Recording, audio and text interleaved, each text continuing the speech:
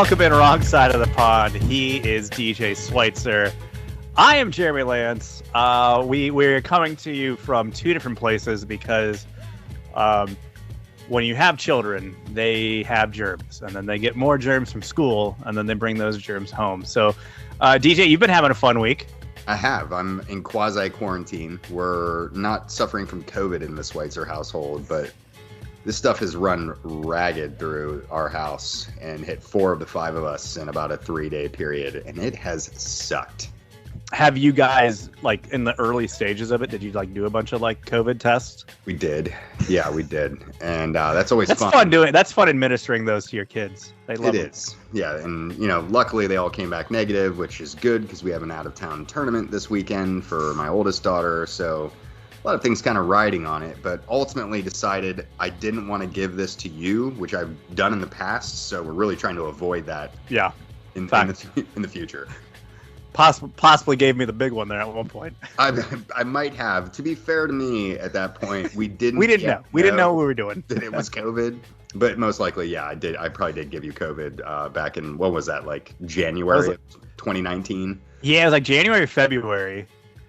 And I feel like those, like, right around that time then, like, you and I were both, like, super sick, like, multiple times over. Yes. We both got hit hard. So our youngest, she's had, like, a sore throat and stuffy nose and stuff for, like, a month now. And, like, I don't know, like, you kind of almost get, like, guilted into, like, oof.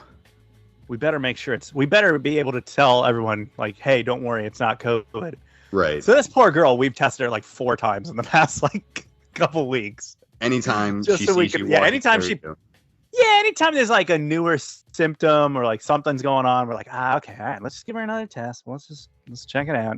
I don't want They all come back negative, but man, is she not happy with us? She just, anytime you come near her now, she thinks you're going to stuff something up her nose. Oh, yeah. Yeah, I mean, the first time we were able to kind of fool her into like, oh, no, don't worry, we're just going to do this. Don't worry, it won't be that. And now she sees it coming and she starts panicking and running to her room. Yeah, I don't blame her at all. But luckily, we are all on the mend here. I think we're on track to make it to our out-of-town soccer tournament this weekend, which is good. And ultimately, I'm healthy enough to stay up with you tonight and record an episode that is going to be full, as they typically are. But we've got quite a bit to talk about. The good thing, as everyone will probably be looking forward to, this is our annual Premier League jersey review show. Yes. Well, we normally do it like the second week, but we're slow playing this one. Yeah, we really are. And gave ourselves some time for all the kits to come out, because to be fair, normally by now we've seen them all. So yeah. In years past, we've made selections and there were like maybe half the kits out at that point. So now we're full in, and we really could make our choices without feeling guilty about it later, perhaps. Yeah. I feel like in the past we've been doing this too early to where it's like we're working with like leaks that like this might be the jersey that they're wearing as their third. I don't know. Yeah. Also important to keep in mind, we will not be reviewing World Cup kits in this episode. We'll save that for later in the year as we get closer to the World Cup. I feel like then we will have had adequate time to fully digest that and give everything time to come out as we kind of do some quasi World Cup specials, I guess. Yeah. I would say early analysis most of them are pretty bad. Yeah. Unless you're Adidas. Unless Adidas was making your kit, there's a good shot that yours is terrible. It's pretty accurate. Pretty accurate stuff. But before we get into that, let's hit up what's gone down in the Premier League. We've had 2 match days since we last chatted. It's been just the chaos has continued in the Premier League. I feel like it's just week to week results outside of Manchester City playing. You just really don't even understand what's going to unfold. You really don't.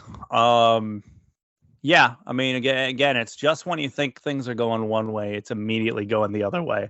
I don't know where you want to start. I think one thing you have to start with that really plays into that whole thing of just when you think you got it figured out is just when you thought, boy, Liverpool's having a real struggle here. they have a real weird week here where they beat a team 9-0. R.I.P. Bournemouth. They dropped R.I.P. Scotty Parker. He was late against the sword there on this one. He went home on his shield. Yeah, he really did. Wins the sack race. I don't know. I didn't go and check our notes to see if either one of us had actually picked him. No, I don't think so. we both lose that one, if nothing else. But yeah, Liverpool, you mentioned the 9-0 blowout. And then today, they nearly shipped points off to Newcastle. Right. At Anfield and literally pull one out 3 minutes past when the final whistle probably should have been. I had already gotten in my car and headed home and called that match a draw. But apparently they just decided to keep playing. Yeah, there was some time wasting at the end of the match from Newcastle, who were clearly trying to milk the thing out for a draw. After putting in a pretty good shift, to be fair to them, and former Bournemouth head coach Eddie Howe. But they concede in the 98th minute, pay for their sins of time wasting. Probably Liverpool got a few more minutes out of that than they honestly deserve, which feels like a bygone era from the Premier League for the big side. Right. That much grace. But a huge result for Liverpool, especially off the back of the 9-0 win against Bournemouth. Kind of maybe getting themselves back into shape and into tip-top form that we would expect out of that side. I do feel like we're probably still seeing some of the staleness that we've been talking about now for weeks of, has this team, this unit stayed together too long? And obviously the 9-0, just put that in its own little separate basket of like, what the hell happened today type of things. Right. Because that was literally like them taking out 3 full weeks of frustration on the Cherries, like just mashed them into a pulp. And that's our good friend Mel B messaged me back, and she was like, it was hard to watch. Like, you think of that Simpsons meme where it's, they're dead already. And that's exactly how that 90 minutes went. Yeah, that was good. I mean, it was painful because it got to the point where you were like, they literally can't stop scoring, and like B, like, this is, how bad can this get? And it got as bad as it could get. Yeah. Everything short of double digits happened in that match. Yeah, I was going to say, missed the record of getting to that 10-0 scoreline, which, as a neutral, I was disappointed. They were given 9 minutes to get that done and couldn't find one. Almost seems unfair to anyone looking for the record books to be changed a little bit. But yeah, really disappointing there at the end. Just a horrible performance there at the end. I know that those 9 minutes were poor. The other 80 what were they doing? Were pretty solid. But now I'm curious with this Liverpool side. They've not faced any really stern tests yet either. Like they've not. I mean, the sternest test was United, and they failed. Yeah, and obviously maybe United are going to be a different team the next time they meet, but it's probably not a result they should have suffered. And I do wonder if they're going to have this kind of seesawy type of season. And obviously they're going to finish, probably in the Champions League places when it's all said and done. But every time they have a result like this, you kind of go, man, that's just not something Man City would be doing right now. And, obviously there's plenty of time for them to get back on the right track, but it does give you some of those similar pangs and warning signs that you might want to be keeping an eye out for. I mean, they're already 5 points back of City. City's not even in first place. Yeah, which is wild.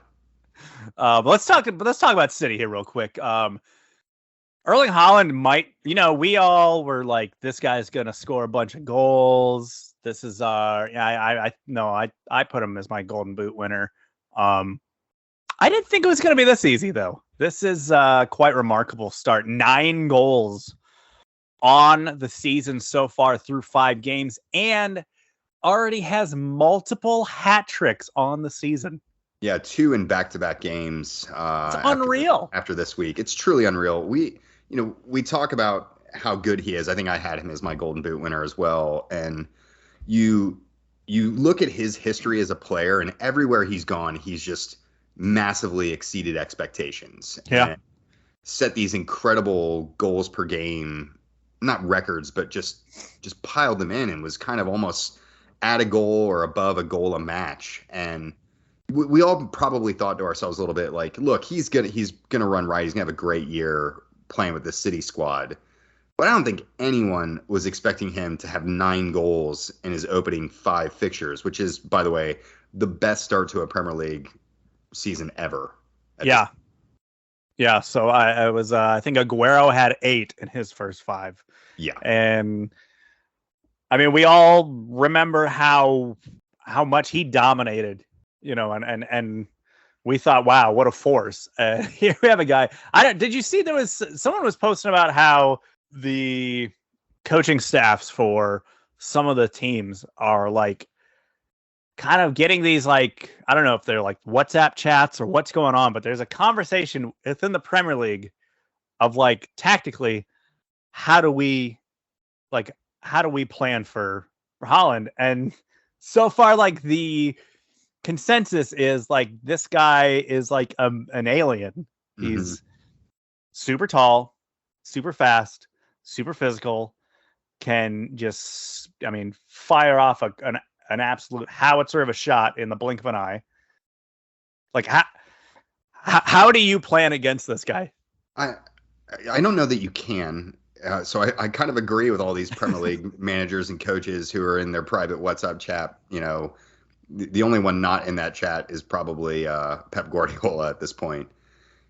But you do see him, and he's got literally everything in his locker. If you want to bang with him, he'll bang back. If you want to, play a high line against him, his runs are incredibly incisive. And you watch him, you want to make it so that the other team is forced to cross into the box. Well, great. He'll get on the end of them. And he just has that innate ability to find himself in the right position, and that like fox in the box mentality that is uncoachable. You can't coach a player to have his sense of presence wherever he is on the field. And it's funny, like a couple weeks ago, he had 1 touch in the first half, like a single touch, and then ended up with a goal. And that's just the type of player he is, where he will dictate the play around him, even if he's not actually involved. And it's everyone called it the Haaland lottery, the Haaland sweepstakes. And City were always going to be one of the favorites to land him, right? Like, it was only a handful of clubs that were even in the discussion. Yeah.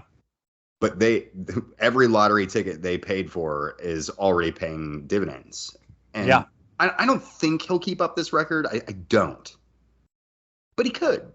I mean, there's nothing really at the moment saying that this is going to just slow down to any significance. I'm terrified for Spurs to play them. Like, I'm genuinely afraid of what he will do to them. And I there's a hope, like, at all, is that he's got a little bit of a dodgy injury record. Sure. And I think, like, everyone's just hoping, like, I hope he goes down before we play them. Like, that might be the only way for them to work themselves around the immovable mountain that is Erling Haaland. Well, you guys play him in 10 days, so I hope it's not too much time to have that happen. So, sorry, guy, but gonna find me a witch doctor this week. There you go. But City get like a win over Crystal Palace, and then absolutely laid waste to Nottingham Forest today, and getting a 6-0 win there. Yeah. That he scored the first 3 goals in like the opening 30 minutes of the match. Yeah. Then he just took the rest of the match off because he did his work. Yeah. 12th minute, 23rd minute, 38th minute. So yeah, the first half hat trick. Yeah, guy's decent player. Let's talk Chelsea for a second. Why not? It's not going great.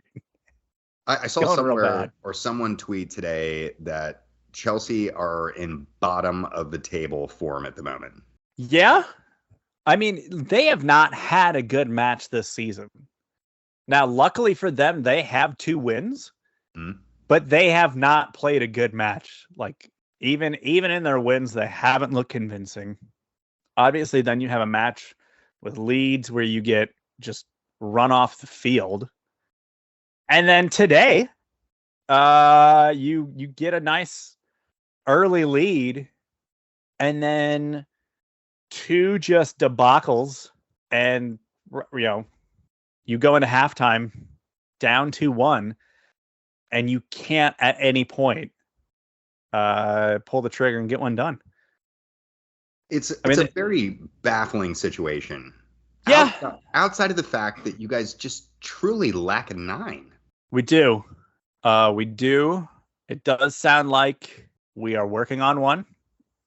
He won't be ready anytime soon. Got until tomorrow. We got until tomorrow. As of about an hour ago, Fabrizio said that things were progressing still with negotiations for Aubameyang. Aubameyang not ready to play right now. He was a victim of a home invasion where his jaw was broken. Yeah, that's pretty crappy.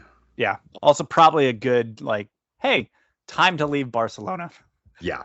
Time to get out of Catalonia and just get out of this place. Yeah, it is not safe. I mean, it was like him, his wife, his kids were in the house when this happened, and he was assaulted and had his jaw broken. Not good. And certainly if you sign him, he's best case scenario, like a month away, probably. Yeah, I don't know how that works. I mean, is he just going to run around with a giant wrap around his head? I'm very curious to know what that's going to mean for him, because the jaw's not something you can put a mask over and no, you know what I mean? Can't put it, yeah, and you can't really put a cast on it. Well, think how many times when you do anything that requires exertion, you kind of grit your teeth a little bit, and yeah, that would hurt really badly if you've had your jaw broken. A couple times I've had that little cartilage pop up that's right where your jaw attaches to your skull. Yeah. And it puts you out of service for a couple of days, it feels like. And to actually fracture that big massive bone that's in your face, that has to put you down for a little bit. So it sounds like your solution here isn't around the corner. Yeah, it's not the quick fix that's going to come in and automatically be able to do a job. Yeah, a lot of uncertainties, and we'll get into it when we talk transfer deadline stuff, but a lot of uncertainties just as far as personnel. But talk about a Chelsea side that we went from everything is great to Tuchel out and fill in the blank is a bum. Mendy's a bum. Mason Mount's a bum. Pulisic is a bum. Jorginho's a bum. Havertz is a bum. This is if you were to ask the average Chelsea fan on Twitter right now, it's Raheem Sterling and 10 failures take the field every week. Yeah, you mentioned at the beginning the Tuchel out bit there, and I'm curious from your perspective, how much blame do you feel like he has here? He has blame on the fact that he created the situation that is, we don't play with a 9. Therefore, we got rid of the one we had because we didn't play him last year. And so he wanted that issue, and now that issue is causing him some problems. So, I mean, he's definitely to blame just from the fact that his tactical decision making of pushing us away from having a true 9, granted, worked really well. We did win a Champions League final. Mm-hmm. Playing this style. I know, I think I said on Twitter Monday, I feel like the way people were talking about Mendy and Mason and all these guys and how terrible they are and how terrible Havertz are, it's did I make up the Champions League final win? Did we not actually win a Champions League with these guys? Everyone's talking about them like they're the worst players to ever suit up for this club. It does feel a little bit that way, because that feels like 4 years ago, and that was right. 18 months ago at best. It was spring, May of 21. Yeah. And I know, I look at the formation that he rolled out this past weekend, or yesterday, and it's a 4-2-2-2. And I like kind of get it, especially if you're going for that, nineless formation. It's not even a false nine because I think that's a false equivalency here. But ultimately, I think back to his time at Dortmund. I think to his time at PSG, and obviously those are different situations, different clubs. But like he seems like he's got a bit of a shelf life, and I do wonder if that's what we're reaching here a little bit. Possibly. The only thing I think saves him is that Roman's not the owner. It's probably true. We don't know how quick the trigger is with the new ownership. We don't know if they're going to want to. They didn't make this hire, so I mean, maybe they try to move quickly from Tuchel just on that basis that this is not their hire. This is not the guy that they put in place. We don't know yet if they're going to be a side that's an ownership group that's going to want to quickly make radical changes, and you would imagine probably not. Mm-hmm. You look at the Dodgers. Dodgers have played really well over the past several years with this new ownership group. They've basically had like 2 managers this entire time. Mm-hmm. Dave Roberts has had some really good years, some really bad years. They've won a World Series. They've also choked several times in the playoffs, and his job seems incredibly safe. So if we're going from their other examples, I think Tuchel's gonna be fine. Now, I think the one issue we are having here is Boley decided to put Tuchel in charge of kind of helping run some of the transfers. Mm-hmm. And I would say that's probably showing some issues there with having a manager trying to kind of burn it at both ends, as kind of being part of like the sporting director. Even though that's not really his role, but it's basically him and Boley are spearheading all the transfers. Right. And that whole philosophy and who they're going after and the negotiations. Yeah, I don't know if having being focused in 2 directions like that is good for Tuchel. Maybe that's part of the problem. You just also, I feel like you just have a style with that false 9 or whatever it is that just has gone super stale super quick, and it kind of was showing it somewhat last year, but there was just kind of enough to get us over the line. But I think people do forget that we weren't exactly amazing last season. No, definitely not. But things are going more poorly to the start of this season than it probably. They're going terribly. Let's talk Arsenal for a second. We got to mention them, obviously. They are top of the table. They are 5-0. They are a incredibly entertaining, young, vibrant side. They had all of these young guys that they've been pushing through the club over the past couple seasons, and obviously some of them are transfers, some of them are guys from their academies. But they're kind of, I almost liken them to like an NHL team where you have all these draft picks and prospects, and the hope is that they all develop and hit like at the same time. Mm-hmm. And I feel like that's what we're seeing here. We're seeing like all of these young guns really hitting some peaks and really hitting some levels here, all kind of at the same time. And it's just created for, again, a super entertaining side. As much as I don't like seeing Arsenal win, the football is fun to watch. Yeah, I mean, just take the game today. They get a 2-1 win over Aston Villa and go up early through Gabriel Jesus and then concede in the second half. And Arsenal sides in previous seasons would have wilted away there. Just they would not have held through. They probably would have ended up losing that match, or at bare minimum conceding, the equalizer.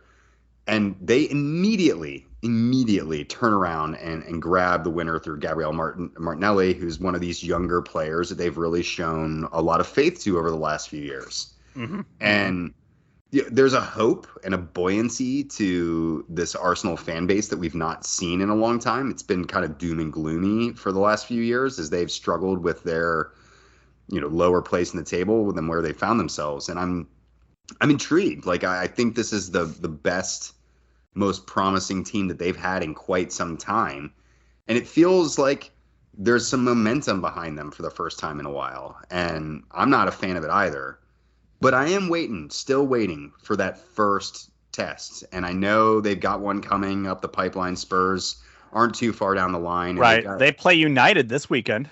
Yep, that That one's could be coming. a test. I mean, we're still not sure what we're getting from United week in, week out. They seem to have somewhat righted the ship. They've made some big transfers, but that could be a pretty good test for them. Obviously, also just a historic matchup that's, guys are going to be up for, hopefully.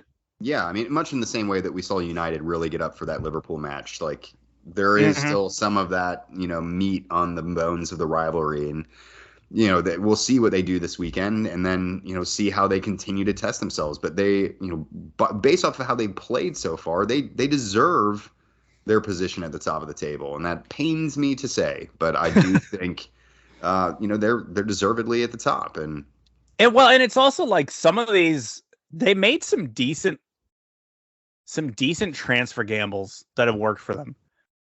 Bringing in Jesus has worked out really well. Mm-hmm. I mean, you're grabbing a guy that City was looking to get rid of, and he's come in and he's playing like crazy. I think the other thing that needs to be said is like, they kind of took a flyer on Odegaard.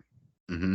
Like he was the wonderkind that kind of wasn't and had kind of, I think people were starting to write him off a bit in La Liga, and they bring him in, and he kind of slowly worked himself into the squad last year, and I mean he's one of the key pieces now, and he's kind of shining finally, kind of on his own, right?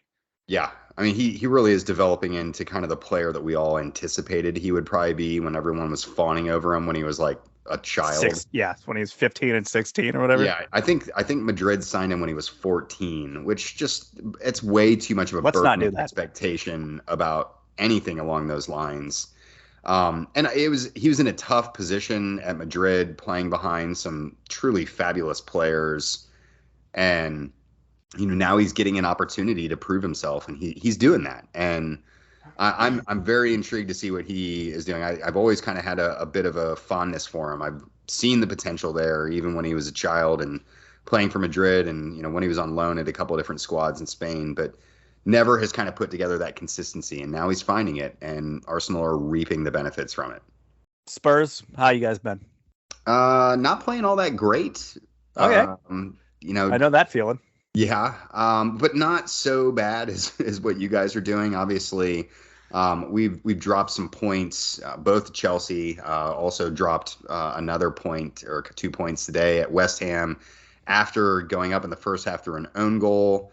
They really just kind of didn't do anything for a large chunk of the second half and a healthy portion of the first half. And yeah, you can relate to this. This is kind of like a symptom of Conte's style. Like there are some games where you're like, I will run through a wall for this manager because look at the tactical genius that he has put out there for us. And then there are other games where you're like, God, are we really trying to bleed it dry against West Ham today? Is that what we're doing after an own goal? Like, are we overthinking this one and playing it a little too close to the vest? Yeah, I don't. He had some of those. There was definitely moments where you thought he may have. Conte kind of overcooked it. Yeah. A bit on the tactics side.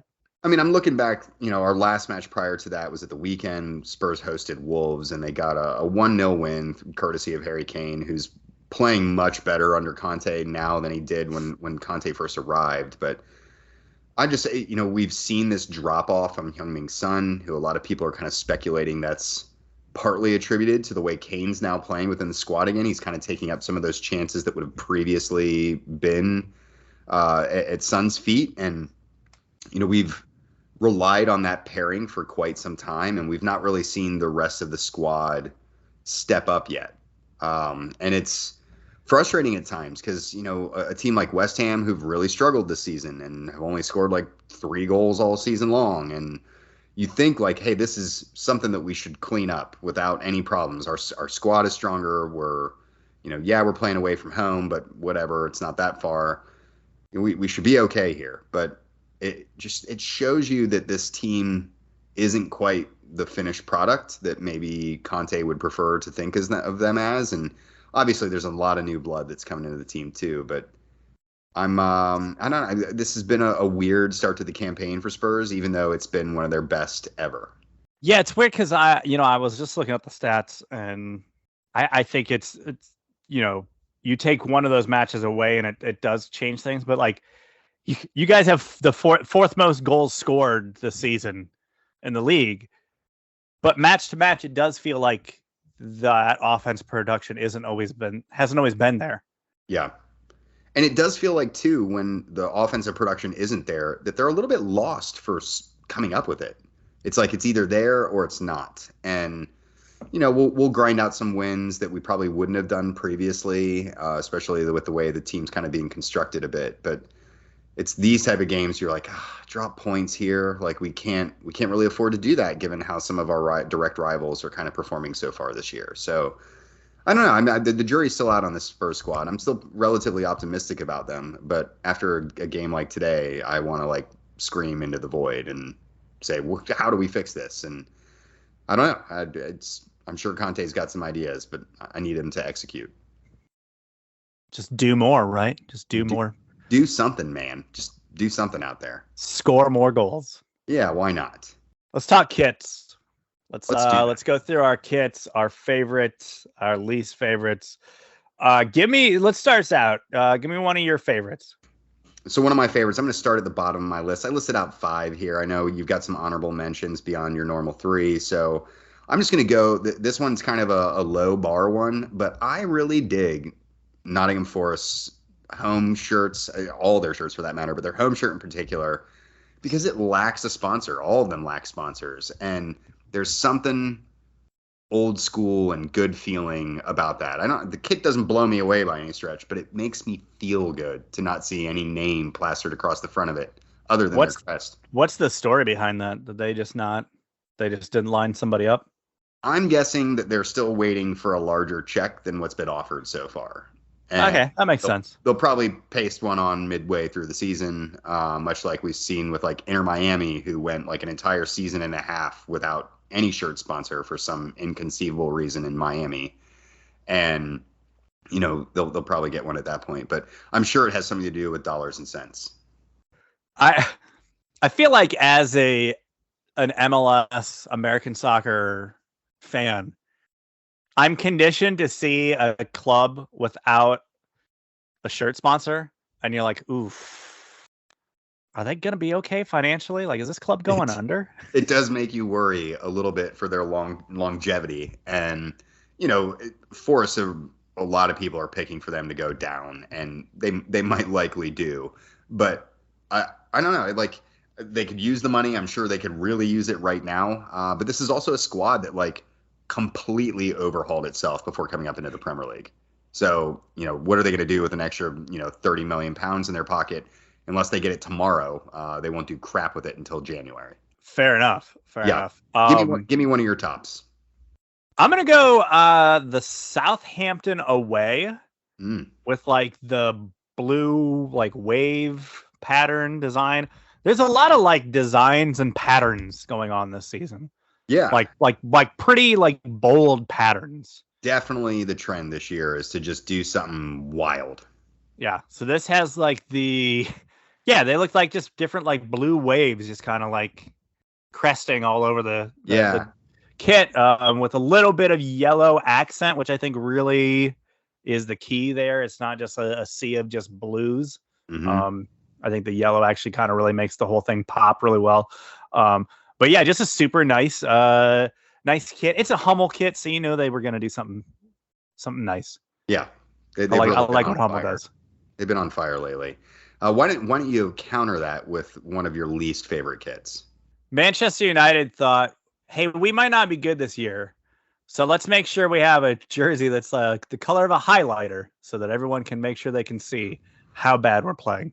I also, this is my number 2 worst kit of the season so far. I wrote down the color description that Adidas gave that, and it's called Semi-Solar Slime. Who Whoa. in their right marketing mind thought to themselves, you know what we need is a slime colored kit. Not only do we need one that's colored that way, but we're going to call it slime. Also, like, yeah, that's bad.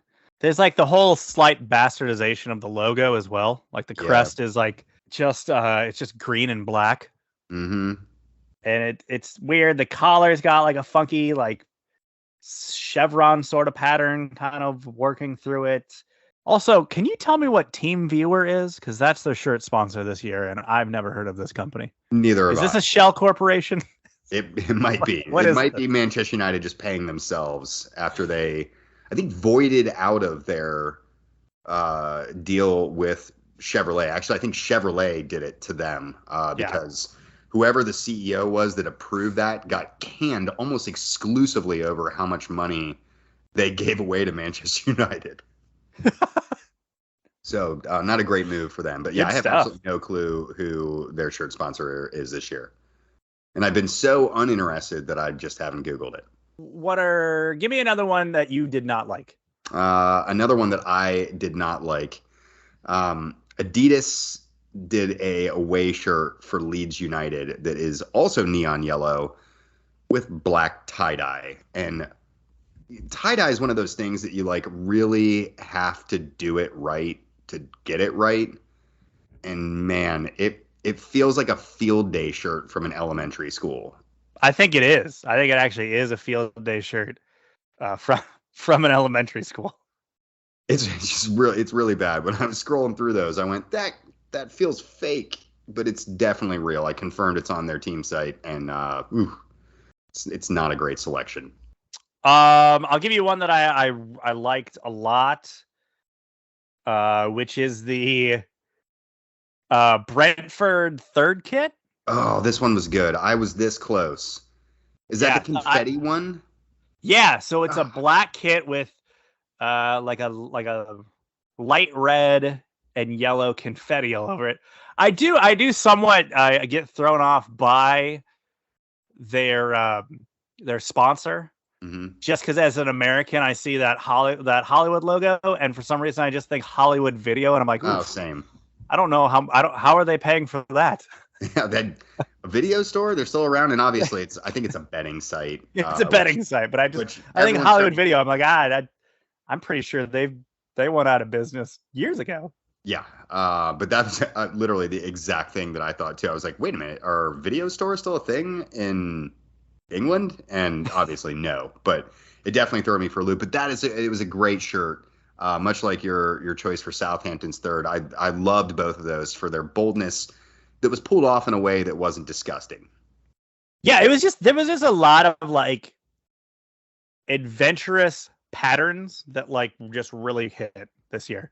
I think that was kind of like the across the board theme was like go with bold patterns and just let it ride. It's like all the designers got drunk and they were like, just come up with something, boys. Like they had a party together and they all just were like, everyone do their wildest kid idea. And then all the teams selected it this year.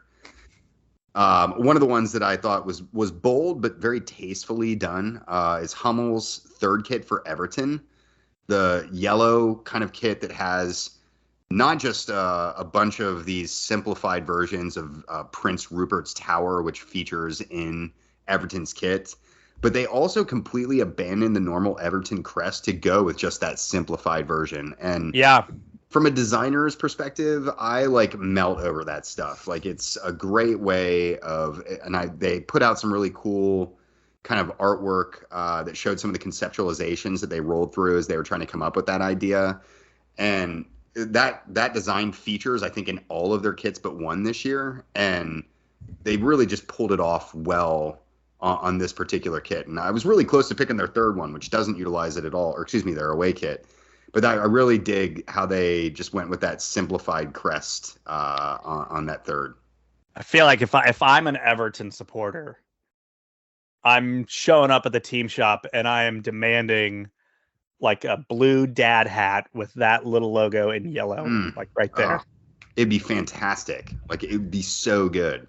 I love that simplicity and you know what it is, even though it's just like it's a parallelogram. Like, I mean, that's really all it is. So it's really well done. Actually, I think it's got 5 sides, so it's a weird pentagon. But either way, man, it's a good looking shirt.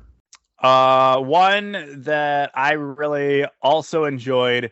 You mentioned the third. I actually really like the away. I like when people throw out the pink kits. I'm just a sucker for pink kits. I would never own one or wear one. My skin's already fleshy and pink enough. I don't need to wear a pink shirt with it to just be a complete wash. But it's a good look. I like it. Also, like, and I know I think I've harped on sponsor logo in all of these. Their new sponsors, stack.com. Mm-hmm. Like, I don't know, I like their logo's kind of like we're like a cheesy coffee shop in a suburb, but it also kind of works. Yeah, it does work pretty well. While we're on the idea of pink kits, I may as well throw this out here. I hate doing it, but Arsenal's pink kit this year is also just super tasteful. And it's kind of like a milky warm pink as opposed to like a really bright vibrant one. And I on the other hand, I own at least one pink kit. I have a Forward Madison shirt that is like one of my go-tos and favorite shirts that I wear. And you got to be the type of person that wants to wear it. And that Arsenal, I think they're third, just looks really tastefully done. Yeah, no, it's a good one. It's a good one. I like that one. One I did not enjoy. Part of it, I feel like I get what they're doing. Like it has a very retro look to it, but it's a retro look that I never liked when it was not retro, when it was current. And that is the Leeds third kit. Oh yeah, it was not good. With the black and gray kind of pinstripe look, and then you have, and I cringe. So many people are trying to do this right now as like a retro style, and I don't like it. The centering of the crest and the kit logo. Yeah, I don't like it. I hate centered crests and logos, like where it's all stacked up on top of each other. Take it, put it back in the 90s where it belongs, and let's leave it there. Like I do not like that. I'd be bad look. Get rid of that. But like everyone's going back to it. Like how many MLS kits like incorporated that this year? There's several. It's definitely on trend. In fact, there are multiple World Cup uniforms that go for that look as well. It's bad. Very unenjoyable. No, very unenjoyable. Not a trend I would like to see continue. Yeah. Speaking of teams that have centered kits, I'm going to go ahead and throw my boys under the bus here. That weird ass penguin kit that Spurs have. It's the only thing I can appropriately describe it with. I keep waiting for me to like it somehow, and maybe I will a little bit more when they wear it on the pitch, but it's just so bad. Just outrageous. This is the Spurs away kit. Also does appear to be the same template used for the U.S. World Cup kit that has gotten horrible reviews. Mm-hmm. Definitely not any. But you guys want to step farther. So not only does it have the stacked logoing in the center of the Spurs, then the Nike, which that's weird that the Nike is under the Spurs, and then your shirt sponsor. But you guys also just went with just some wild colors. I mean, it literally so it's like, it's like a penguin. Let's do neon, and let's do black for the shoulders, and then for no reason whatsoever, we'll just make the rest of it just a standard blue. Yeah, I would call it like bold cobalt. Like it's just it's off of our like color template, and I know that teams don't have to stick to their color templates at all, obviously, but it's bad. Like it's really, really bad. I hate it. I can't really put it any more clearly than that. While we're talking about Spurs, I didn't like it all that much at first, but I do really like the simplicity of their home kit. And I actually typically hate ringer shirts, like that round neck that kind of have a cut, like almost a collar on it. Okay, yeah. But for whatever reason, this one's really grown on me. Like the navy and the neon yellow kind of contrast each other well. Spurs have always done a decent job of integrating in that neon yellow over the years too, and it's kind of striking some tones for me on the retro-y front. But yeah, I just you know me, I'm a very simplistic kind of design person in general, and I really dig that one. What I also liked, I feel like not too many people in the Chelsea ranks are digging it, but I actually really like our home kit. Yeah, I like the clean. I like that the body of the jersey is just a clean, solid blue, and then I like the collar is kind of this like, it's got the Henley thing going, and then like kind of the collar that tapers down towards the Henley, where that has like white with like light blue accent and pattern in it. I think it's a good look. I hear it again, much like with their thoughts on Havertz and Mendy and Tuchel. The Chelsea Twitter is not a fan of it. No, I actually like that one too. Like it's not on my list, but I think the color, it's kind of like one of those little mock collars as opposed to the full fold over. But it's got like a little pep of something, like it's got something in there to make it more than just another blue shirt. And some people might like that, and here I am usually professing how much I love how plain Spurs shirts are, but I like that Chelsea went for just a little something more in this one. Yeah, I gotta say though, I didn't care for our away kit, which I'm not even sure we've worn yet, but it's just, I feel like we've done this one before, like the white kit with like the light blue horizontal stripes. Hoops. Yeah, the hoops. Yeah, kind of has like a just kind of a vague resemblance of like a disposable cup in 1994. Yeah, there was someone else has a jersey that looks a lot like that this season. Yeah, but the Chelsea one really smacks me of like a polo shirt you would have bought at J. Crew in like 1997. Yeah, no, I could see that, and I think I had a couple of those. I probably did as well. Should have stayed in 97 as well as that. You got any more in there you want to squeeze in? I feel like there was a lot that I thought were well done.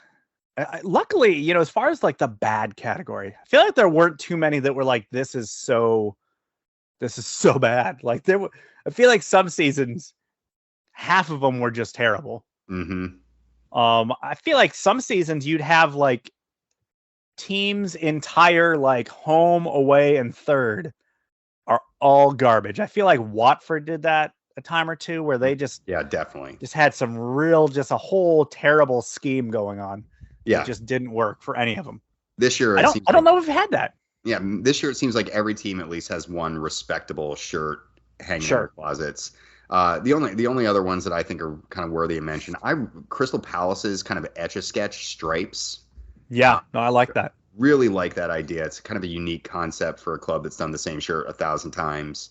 And then the other one that it's definitely at the top of my hate ratings, and the design itself is fine, but it's the message behind it that bothers the hell out of me. And it's Newcastle's third that is white and green and an absolute clear homage to Saudi Arabia. And for a club that is already on everyone's radars for potential sports washing, doing a kit and approving a kit that is very clearly like the national team uniform for Saudi Arabia. Seriously, yeah. It feels like a bad move in a time where you need to be a little bit more PR savvy. That's not proper sports washing. No. You want us to not think about that. Yeah. Another, I think one last bad one that I'm just kind of scrolling through that I forgot that was an honorable mention for just trash is the Leicester third kit. Like, I don't even know what we were going for here on this one. Remind me what it looks like. So it is, it's mainly that. So this is the weird part. It's like mainly white, like the body of it, but it has like these faint, like, I think they were going for like a gold kind of like champagne color. I remember this. It literally comes off looking like someone had spilled coffee on the shirt Yeah. And like they didn't get the stain completely removed in the wash. So there's just kind of a faint light brown kind of just coffee stain throughout. And then you have like this champagne, and I'm guessing that's like a maroon or a burgundy. Yeah. On the shoulders there. It's just, I don't know, it's just a bad color combination. There and then it's just kind of somewhere in there's an analogy for the type of season they're experiencing at the moment. Yeah. They were like, hey, here's what I'm thinking. What if we had, like, you remember you're like coffee stains? Let's do that. And then like the rest of it is like just like vague references to Florida State. Okay, perfect. Let's do it. Let's make it happen. There is your annual jersey review. It's in the books. Tomorrow, moving on, transfer deadline day is tomorrow. I will try to get this up during it, which means that we'll miss probably lots of fun, as we're wont to do at this time of year. I feel like we're due for a wild one. It feels like it's got that potential. Because there's just a lot of like possible pending moves that are just kind of hanging in the balance right now. Like pretty much every club has like one move that they're fairly seriously linked to that like hasn't really gotten off the ground yet. There's been no, Fabrizio has reported very little as far as like formal communications and offers, but like it's stuff that's kind of just been hanging in the ether for long enough that it's like, okay, well, this was apparently something they wanted to do, so tomorrow's the time they have to do it if they're going to do it. Yeah. I mean, we've not had one of those blockbusters in a while, and there are more than a few teams that are like missing that pivotal piece to kind of make it all fit together. And, there are some teams that I'm definitely watching. I mean, I'm intrigued to see if United make any more moves off of the craziness that they've had over the last week, signing Casemiro, which is obviously a huge deal for them. And then obviously they signed Antony from Ajax. And I have absolutely loved this quote from Ajax's head coach. He says, it's crazy how much clubs pay for certain players. 115 million euros for Dembele, 100 million for Sancho. If so, you can also pay 100 million for Antony. Are any of these players worth that much? No. But if the clubs pay, we'll accept it. And that is what transfer deadline day kind of is in a nutshell. It's like, no one's worth this amount of money. No, except for maybe Haaland. But it's inflation in the highest order. It's you watch it happen. Price gouging, and let's pay well above market. It's basically like buying a house right now. Like you're going, I should not be spending this much on this house. Like this house is not supposed to cost this much money. But I need a house. Yeah. And so that's what I have to pay to get a house that I want. And so you have, Chelsea's got some moves. We talked about the Aubameyang thing is whatever, possibly happening, maybe not happening. So that either does or doesn't get finalized tomorrow. They have one or two backup plans that I'm not sure how they're going to try to push through in the matter of hours, but sure, I'm sure they'll make a run at it. You have, apparently they've put in an offer for Edison Alvarez, the Mexican international, as far as midfield help. There's also potentially either 0 or 80 outbound players for Chelsea tomorrow. I'm very intrigued for a couple of them, and obviously we'll just bridge into the U.S. men's national team situation. We've seen a lot of guys on the move trying to put themselves in the right positions ahead of the World Cup, and everyone's going to be extremely focused on whether Christian Pulisic finds his way out of Chelsea, which I just don't see it happening at this point, unless there's some wild swap or something like that comes in. I don't. He's not linked. He's not really seriously linked anywhere. If he is, it's being kept under the carpets at the moment, and we'll have to see where he ends up going. A team I'd love to see him go to is somewhere where Serginho Dest just escaped the pit of fire that is Barcelona at the moment, and made his way over to AC Milan. Champions League football on tap, kind of an up and coming squad, and promising talent. I think he'd be a really good fit in Italy. Yeah, it's a pretty young side. Yeah, it is. And I feel like he'd be given some license and time there that he's not often given in England that would potentially be really beneficial for him ahead of the World Cup.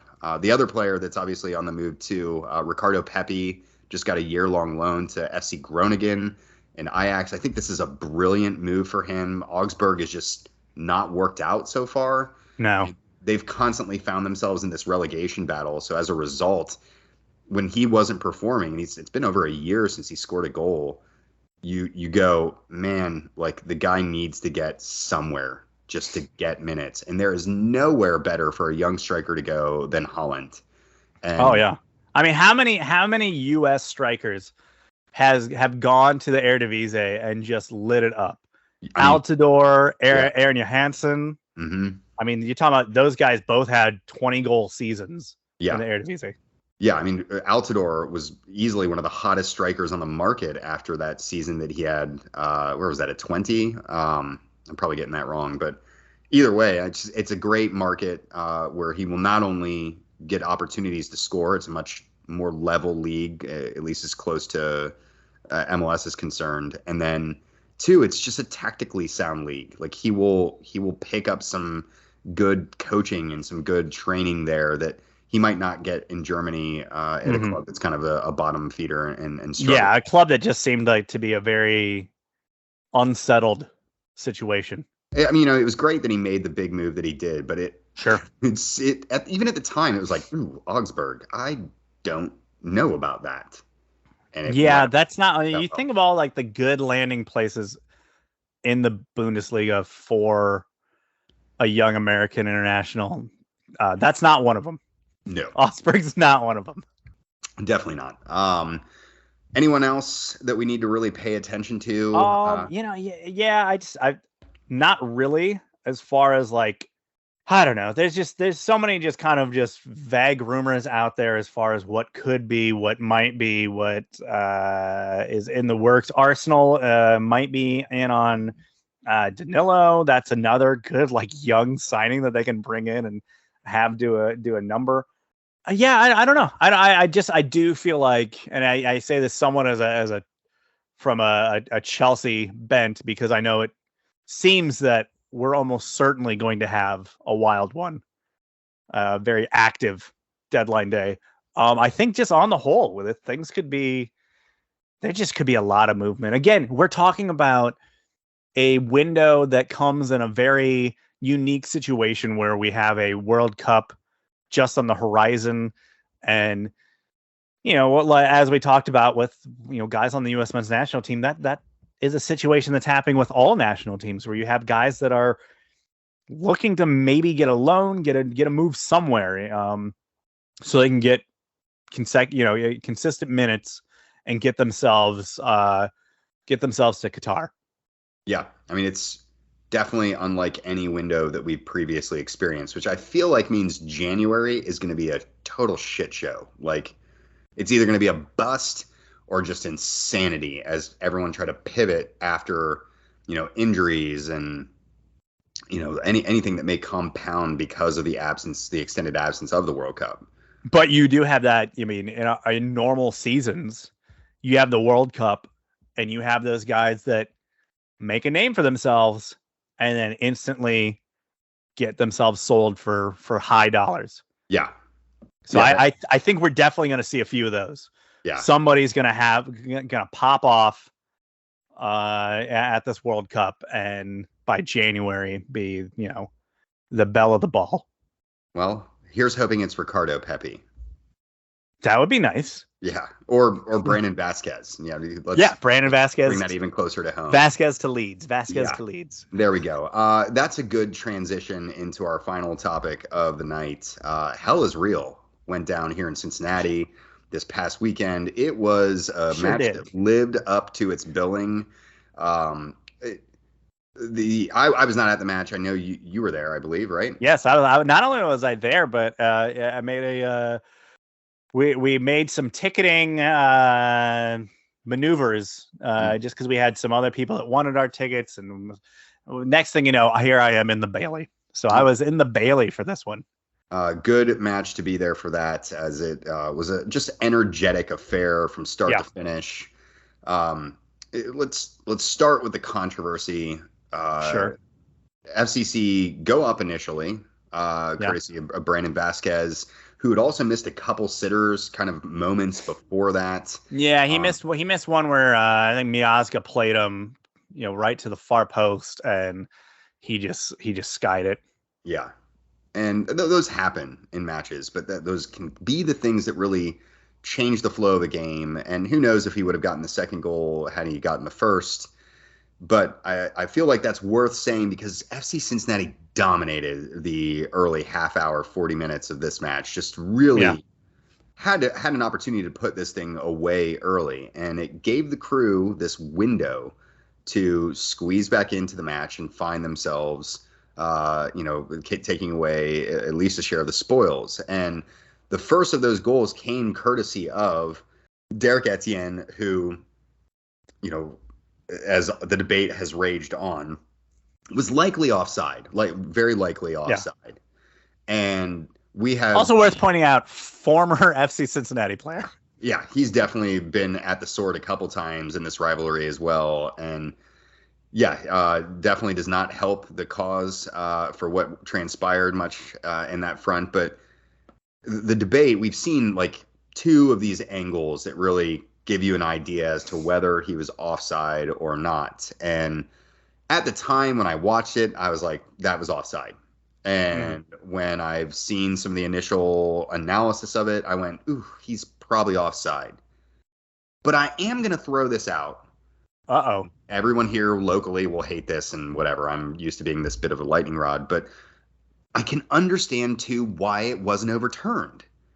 Sure. Right? Provided what the angles we've now seen were the angles in question that VAR was seeing. Right. Which I think is kind of the frustration here is like, could they not just say like, hey guys, this is the angle we saw. And obviously based off of this, we couldn't make the clear and obvious call on it. Yeah, and pool reporter Pat Brennan got us a quote from the referees on it. It really did not help that they butchered who the players were that were involved in the equation. Right. In their initial. They claimed Harris Medunjanin was essentially the guy that kept him on. Well, which is great because he's literally not even in the country. No, but he's in Zwolle. Yeah, when we talk about why it wasn't overturned, you have to get into this whole clear and obvious aspect of the conversation. And sure. When you start staring at pictures for too damn long, you can start making lots of arguments that make sense about why it was or why it wasn't offside. And I'm not saying it's the right call. I think deep down, I think he was probably off. That's where I stand on it. But I can also get it. And I get why they didn't, because some of the angles kind of give you a view of was his foot. And we're talking about Nick Hagelin's trailing leg.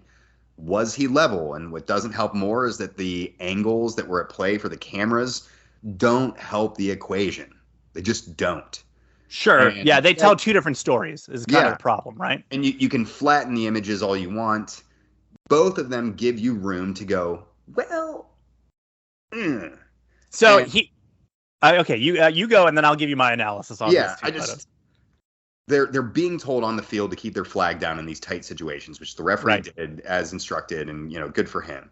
The whole idea with VAR then is that it will fix it. It will fix it. And if you get the call wrong, then great. And unfortunately, for the way things have been going with FC Cincinnati this year, they've gotten kind of, I don't want to say hosed, but the calls don't seem to be going their way.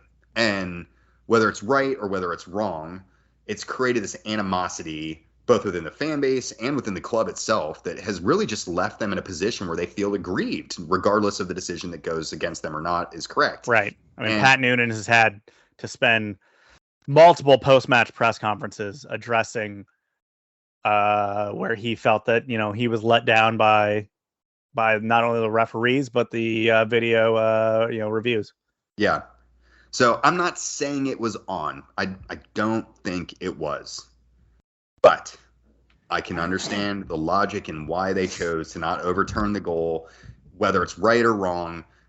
it's the way that VAR is kind of exists in this framework now. And Yeah, it's frustrating, but it also makes me feel like, why do we have this? Like, why? exactly. It'd be fine for me to be like human error, human error. Human error. He had to make a call at that moment, blink of an eye, split second decision. You couldn't have done any better yourself. Blah, blah, Yeah. blah. Yeah. No, I get that. And I almost feel that same way too. And I've kind of been saying this for a couple weeks now. It's like, hey guys, if at the end of the day, VAR is still open to just as much human error, then it's really not doing a whole lot more than what we're hoping that it would do. And I think so. I mean, let's go with this one here. I think you had it right. Like, if the more you look at it, the more you could sit there and analyze and try to murky the waters yourself by just kind of going, look at this, look at that. I do think if you logically look at the two angles that we have, which is the one that is fairly down the line toward, to the AR, across from the AR, and the one that's kind of almost from the Bailey's view, kind of looking down from kind of behind the goal and up down onto the field. On one angle, you can clearly see Etienne's body position being that he is leaning pretty heavily forward. Mm-hmm.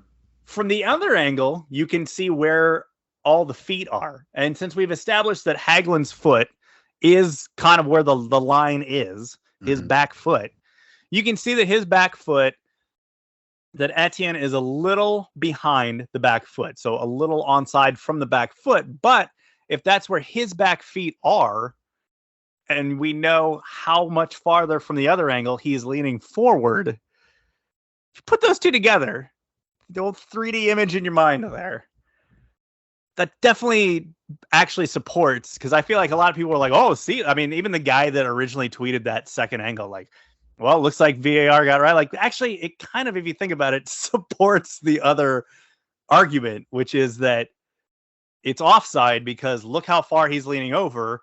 And the question there on that angle is like, well, we don't know where Hagelin's foot is. Well, now we do. And based off of that, you can still say he's pretty surely offside by probably 3 to 6 inches.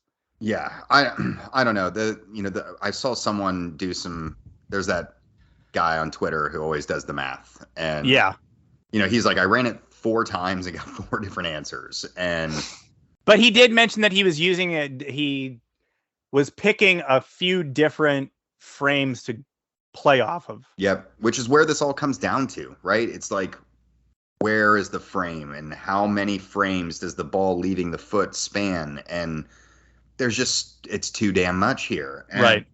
I will say there's this, in Qatar, we're going to have this first semi-automated offsides calls that are going to be coming into the fore. And I'm massively intrigued by this technology. We've not seen how it will work and what will work here. Are they going to be using kind of one of these, multi-camera angles where they're going to... Is it going to be like a tennis kind of thing, like the eagle eye in tennis? Yeah, the Hawkeye, I think is what it is. Yeah, Hawkeye. Which, by the way, I've yet to hear anybody really flip out and claim that that's been egregiously off in the past. Yeah, it's. I feel like it's generally they calibrate that thing to where it's pretty much always right. Yeah, and in fact, that's the technology that's used to do goal line technology. It's multiple camera angles where the ball's precise location is being calculated based off of that. I know that, again, there's some technical limitations in here, but ultimately, I'm hoping that this might be the solution. It probably won't be, but I'm intrigued by it because if it works, then maybe it will take some of this weird gray area out that we have with the way offside currently works in the VAR framework. But regardless, what we can say is that it is not working right now. It's just, it's not. It's not. I do think, so here's one of my issues, and you kind of pointed it out. So the AR has been told, keep your flag down. If you're not sure, keep your flag down. Then we're pushing it to the VAR. But unfortunately for it's not as if the AR is going to keep his flag down and then we're going to be able to calculate and get do what everyone's been doing on Twitter and doing the math and everything. Like, that's not happening here. The burden of proof is clear and obvious. The AR has basically been instructed to, if they can't make a tell, to just cede to another review that has a very different burden of proof of clear and obvious. Yeah.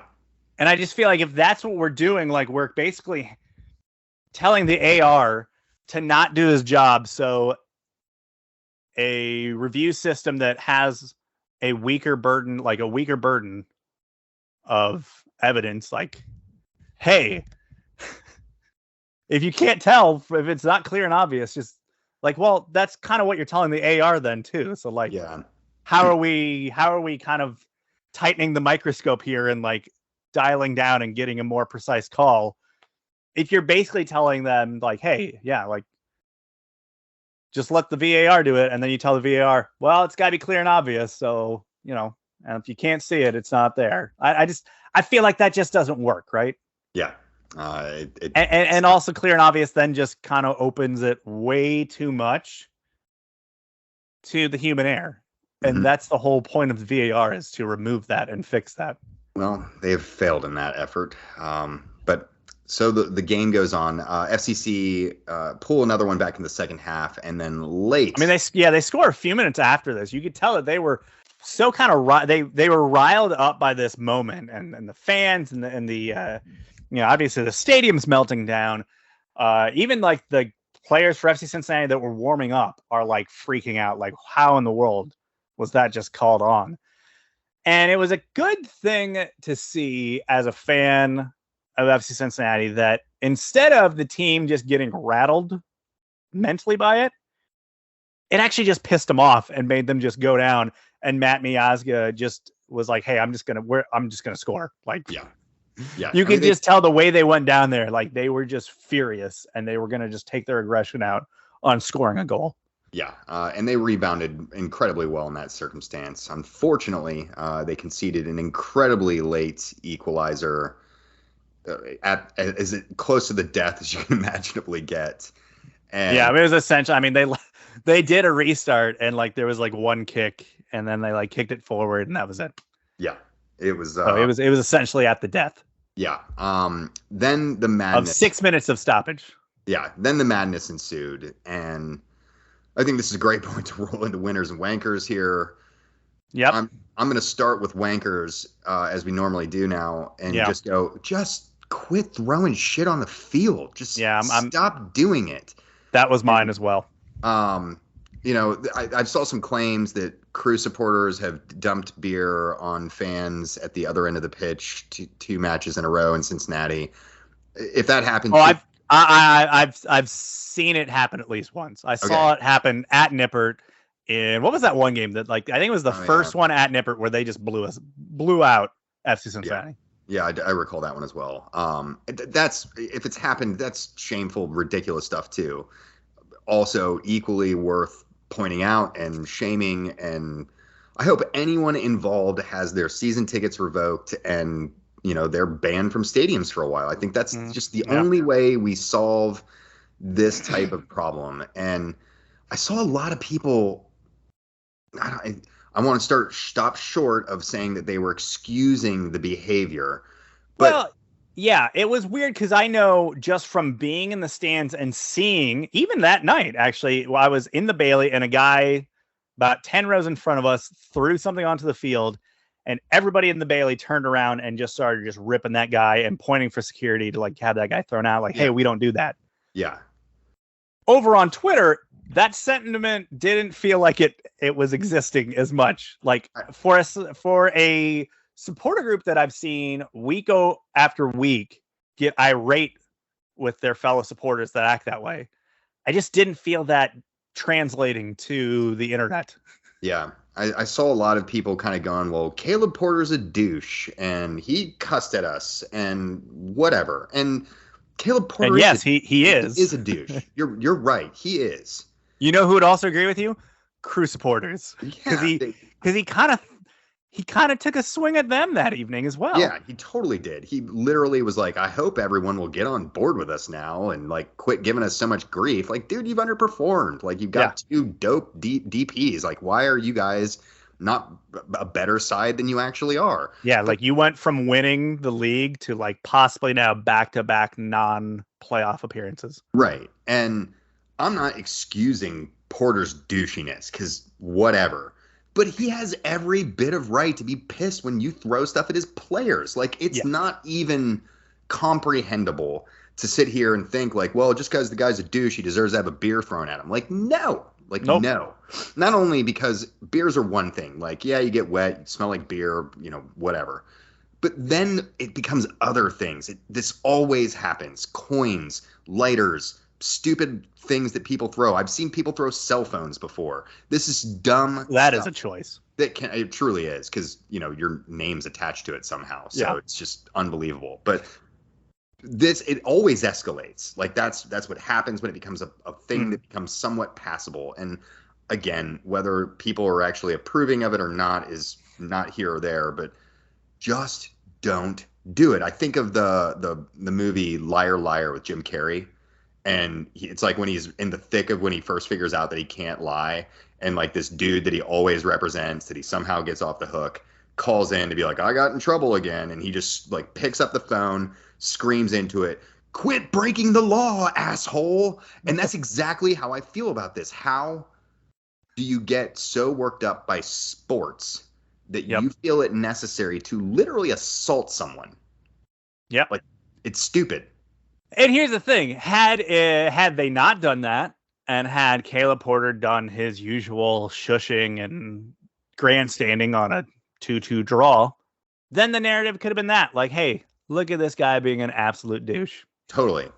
But you see the argument. But that argument's gone now. We don't get to have the argument about, or the conversation about how big of a douche he is, because the narrative is about fans throwing stuff on the field. And you even got dunked on in that respect, because you had Cucho then grab a beer out of midair and chug it, making for a iconic Crew moment that their supporters will be talking about till the end of time. I mean, literally. And so it backfired on you so horribly. He's my winner this week, because he took the worst thing in in supporter like life and turned it into an iconic moment for his club. So like you were saying, like, not only did you look stupid, but then you made them look cooler at the same time. Yep. And it was like massively iconic. And like Cucho's been such a signing for them, and super talented dude. Looked good again tonight while they were playing. But I just don't give them the opportunity to have an iconic moment and become the winner on our podcast for catching a beer and chugging it after you threw it at them. Like, it's maddening. It's truly maddening. Yep. Yeah, it's right up there with the, it's now as iconic as when Landon put those sunglasses on. Oh, yeah. Yeah, that's literally the only thing I can think that's quite as comparable. Danny Alves picked up a banana and ate it after it was thrown on the field, which is like got the extra racism tinge in it too. Mm-hmm.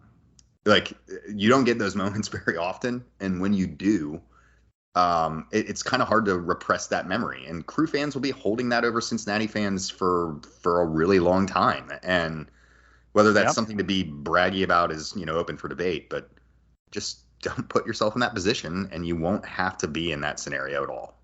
Yeah, I mean, obviously the shortcomings on the field, the injustice and the refereeing and all of that, plus topped off by the actions of some of the fans afterwards, truly made a draw feel like a loss. And it was already in a situation where, like, I'm sure the air was sucked out of the building with that equalizer. Oh my gosh, dude. I mean, so I'm in the Bailey. That whole sequence happened in slow. Like, I saw it coming. It happened in slow motion. When that ball gets played by Cameron back in front of the goal, I'm just like, oh no. And then it's hit so perfectly, and it curves just enough towards the post and slips right in past Celentano. And I was like, it all just happened in slow motion. It was painful. It was truly painful. So yeah, my winner throwing stuff on, or my wanker is those who threw stuff on the field. I'll end us with my winner. Okay. Which has nothing to do with any of this. We now have once again another great soccer TV show to watch, and that is FX's Welcome to Wrexham. I don't know if you got a chance to watch this yet. I've watched the first episode. Not quite a soccer documentary in the way that we've kind of gotten used to with like the right. all or things and whatever. Yeah. But it's great. It's that peering into the lower leagues that we've thirsted for outside of like a disaster zone, like, you know, what we've seen with Sunderland Till I Die. Yeah. I mean, it is cool because it's like a peer into the. I mean, it's a peer into the National League. Like we're talking, we are a notch. We are notches below League Two. Mm-hmm. I believe when the recording first starts of this, and yet at the same time we also get like an A-list celebrity, and then one of the guys from Always Sunny in Philadelphia, like can't go wrong here. Yeah, so like you're gonna get the hilarity of the two of them. You're gonna get just kind of their whole like foray into something that they admittedly don't know too much about. Neither of them were like diehard lower league soccer fans in England that were like, "Hey, we need to buy in."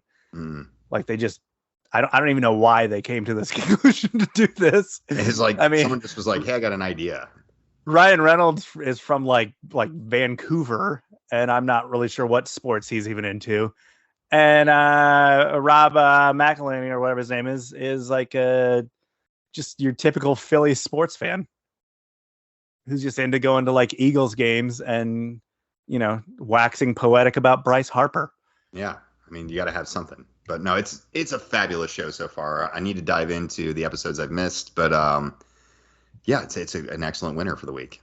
It's just wild that like we are at this point where like the amount of shows, high quality, like well done, super interesting, fairly mainstream shows that exist about soccer, primarily about like the British game of soccer, like Ted Lasso, this one, like it's all over in the UK.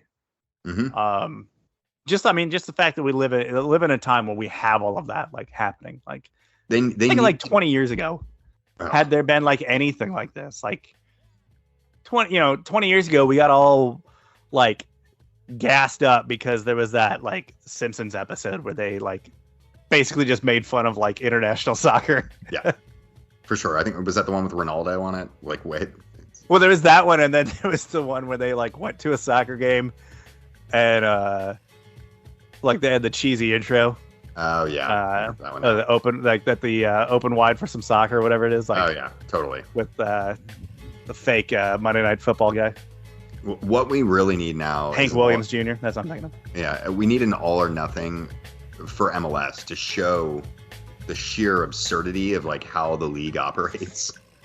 They should totally do that. Shine that. I think we probably get something like that with this new Apple TV deal. Oh yeah, that's a good point. Yeah, I definitely think we will. I heard rumors that that Sunderland Till I Die is like they're taping again this season because they actually finally got promoted. Yeah. So I think the film crew was like, okay, we might actually be able to film something that's slightly positive, unlike the previous two seasons. Yeah, sorry about that. That brings us to the end of this week's show. If you want to get a hold of us, yell at us, hate on us, give us some tips, want us to talk about something, get at Jeremy Lance. Call someone a cuck. Yeah, want any of those. Or you can get at me at Wrong Side of Han on Twitter as well. Until next week, hopefully I'll be healthy. I mean, hopefully. Yeah. See you, folks. Bye.